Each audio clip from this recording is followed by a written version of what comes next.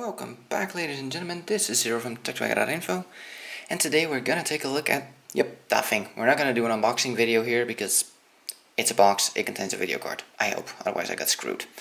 Anyways, I'm gonna do a comparison between this and the 290, not the 290X, but the 290. I will put in the video description, if I can, at some point, or an overlay, the power use of both of them. As measured, not on paper, but as measured. But I can't find my power meter. I recently moved, and I know it's somewhere, but I can't find it. I went through every box twice. Can't find it. No idea where it's at. So can't do that right now. But I'll get back to that, or hopefully I'll put it in the description or somewhere. You'll see if I can ever find it. So don't expect this on the day of upload. Anywho, let me continue opening the box. Let me continue opening my PC, and we'll do a side-by-side comparison of the cards first. And then later on we'll see, inside the computer what it does and yada yada yada, measurements, yada yada yada. So let me get to unpacking and we'll be back. And here we go. The side-by-side comparison here. I've lined them up as best as I can. So you can see the difference in length here. This is the Club 3D, what was it called? The Ace, I do believe. I'm trying to remember the name. It's not on here. It's the Club 3D Ace something. I don't remember exactly the exact type. It will be in the description. So this is the comparison. This is the new card, double fan. I'm really looking forward to the silence of this thing. This thing supposedly is really, really silent. This thing is loud as fudge. I'll do sound measurements as best as I can as well. I don't have an official sound meter, but I'm gonna have to use my phone. So yeah, I'm gonna build this thing in. It's a bit shorter, so it should have a little bit easier time fitting in my case. It should be a lot cooler as well. And yeah, we'll see what happens. Looking forward to it. This thing, when it's not running, the fans will not be on, which is fantastic, so it'll be so much quieter. I don't have idle sound for this one. It's pretty quiet when it's idle. This thing, you don't really hear when it's idle, you hear it when it actually starts working, and then it's bad. So yeah, we'll take a look, compare the two, and see what happens. So, let's get to building it in. I'll show you when it's done. I'll show you the overview, so we'll be back. And here we are. It's built in. It was a breeze. My last card came to back here, so that was a very tight squeeze. This one's much easier. Power connector is at the top, in case you're wondering. It was not very clear in all pictures when I looked at it. So if you're wondering, it's an 8-pin and it's sitting at the top. If you're buying one of those 480s, do please look for an 8-pin rather than a 6-pin. It's just slightly more stable in power use. So, I have some more room here. I'm going to redo the cabling a bit, clean up my case a little bit here, and then we'll turn it on and see what happens. Make sure all the clearance is good, but this is all tied up, can't go anywhere. So yeah, and just for good measure here, the card is 26 centimeters. Sorry, I don't have it in inches.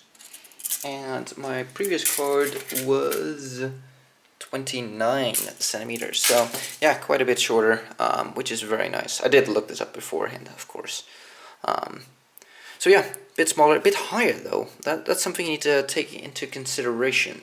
This will not fit in a low profile case probably, although it is still shorter than the power supply in height, so it's not that bad, but it's definitely higher than my last one. But that was a pretty low profile card actually, but very, very long. So yeah, let's take a look at how this thing performs, shall we? Just want to show you guys that it actually lights up, and red underneath as well. Now my case is pretty much closed for the most part, so you won't really see this, but yeah. So that's what it looks like, sort of. So if you have an open case, it's cool. If you don't, then it's pretty useless. Didn't really buy it for that, but just want to show that. Okay, so the fan should not be spinning right now, but I'm going to install drivers and we'll be back with some benchmarks. And here we are. We're going to run some benchmarks in the background while I'll talk a little bit about the card. This is GTA 5, pretty much on everything on, I forgot what very high? I forgot what it's actually called. MSIA is not on. That's the only thing that's off. The rest is all pretty much maxed. As you can see here, we're 50 to 60 FPS depending on the scene, depending on what's going on, but it's holding a pretty decent frame rate for maxing everything out. Keep in mind though, this is not a high-end card, this is a mid-range card, so for a mid-range card I would say it does rather well, but don't expect high-end performance because it is not a high-end card. The price isn't high-end either. That's why I like it. So a couple of specs here. During all these tests that I've been running, I recorded a max watt usage of 247 watts. That's absolute peak. The fan basically didn't go higher than, look, I wrote it down, 29% was the highest. The card did not go above 63 degrees. It's currently 19 degrees Celsius here, so that's not bad either. Of course, the load went up to 100%. 1303 megahertz, well, that's the max this card will do, so that's no shocker there. Near the end of this benchmark here, you'll see a frame dip near the explosion to about 30, and that's pretty much from what I've seen the absolute lowest. You can see here it goes into the 80s, really depends on the scene. You know, it does vary a bit, but overall it's relatively stable. Near the end here it's going to crash into a car and truck and it will explode or something. That does cause a bit of a issue. These games are definitely not the most optimized. These are not DirectX 12 games, they're DirectX 11, which is horrific for performance.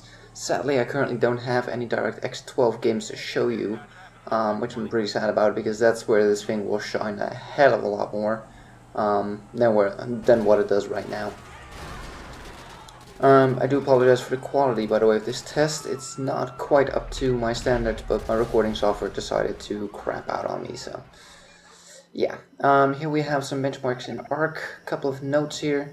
This is running on DirectX 10 rather than 11. 11's performance in ARC is horrifically bad.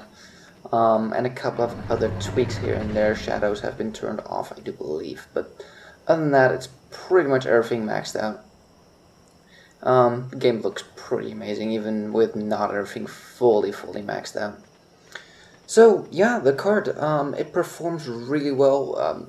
You cannot hear the card above my CPU fan, which is currently the loudest thing in my computer, at about 26 decibels, about a foot away from my case, 30 centimeters away, give or take, on a desk. So not in direct line of sight, and I can measure it right now if you give me a second. Sound meter. I don't have an official sound meter, so this will have to do. But let's see.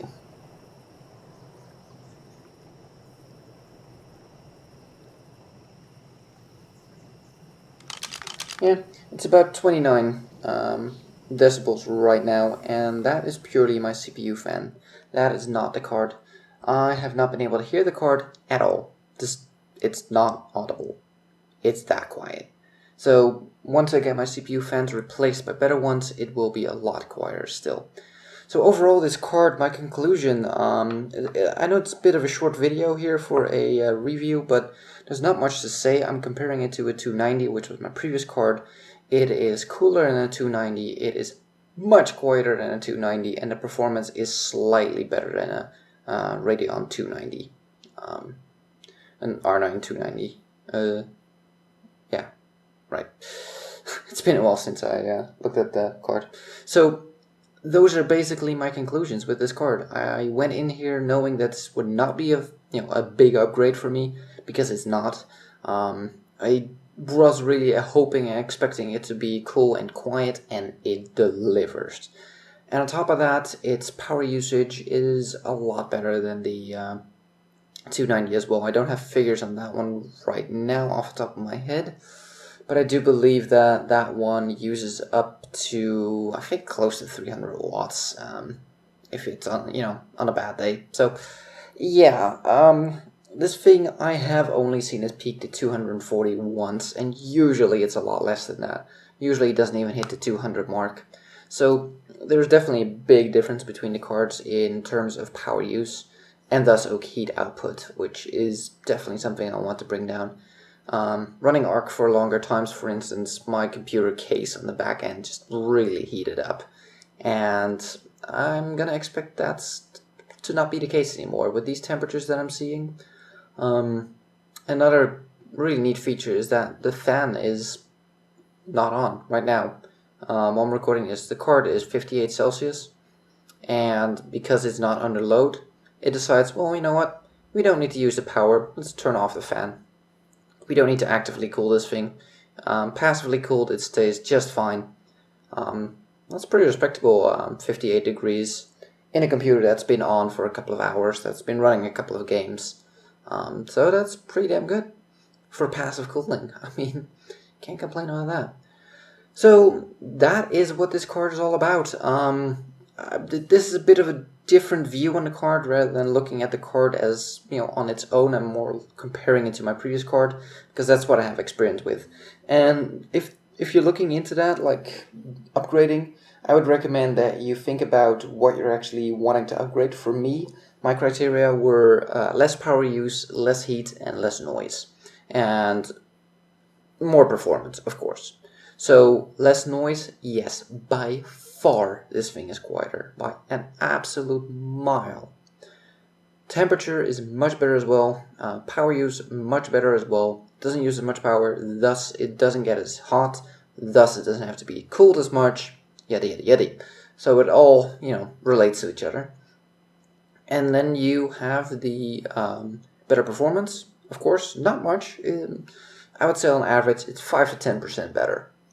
But it depends. Like if you're going into DirectX 12 or you're going into Vulkan, then you're gonna see a much bigger difference than what you're seeing now. So that is something you need to think about.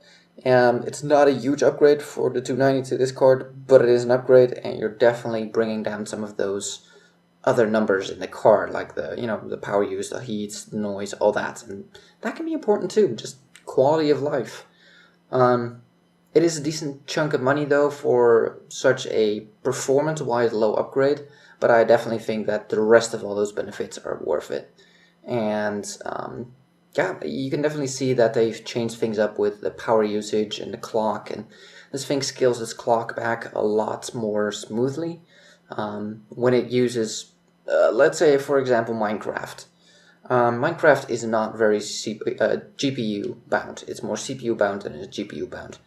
So what it does is it will run at 460, 70 megahertz, the video card. It just doesn't draw any more than that. So its watt usage is nothing. It uses like 50 or less watts. It doesn't do anything. It's because it's not necessary, so it doesn't use it. And that's something that really changed in this new range of cards, in the Polaris cards here. Because that's one of the things they want to address, and they, from what I can tell, they've done a really good job in actually doing that. Any other information about the card? 8 gigs of memory, of course. These are not very spectacular things to name. I mean, this is pretty well known, and if you're looking at this video, you're probably thinking about buying one, so I'm not really going to bore you with the details. 256-bit bus. Yeah, 2 gigahertz memory, 2000 megahertz. And this is, of course, as you've seen on the title, the MSI Gaming X version of the 480, wow, 290, 480, yeah, numbers are confusing. So, that is it. I might do a secondary video later on in more detail, or maybe a full-on comparison between the 290 and this one side by side, but right now I just don't have the time to do that. And I just want to get this video out to give you guys an idea of what this card is about.